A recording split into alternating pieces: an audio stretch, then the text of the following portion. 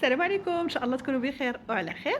غنشارك معكم واحد التحليه بالبسكويت والموز وواحد الكريمه ما نعاودش لكم شحال جديده. جربوا وردوا لي اخبار.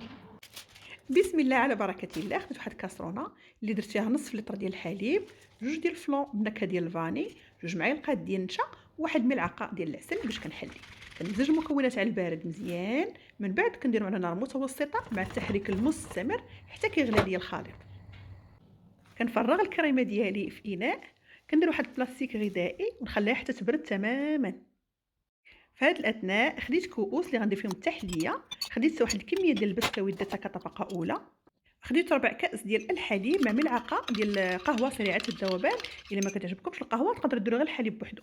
سقيت بها البسكويت، خديت واحد الموزه اللي قطعتها دوائر على هذا الشكل، وكندوز الكريمه ديالي بعد ما بردت مزيان. كندير لها واحد الكاس ديال الكريمه ديال شونتي او موس فانيلا، وكنطرب بالطراب مزيان على هذا الشكل.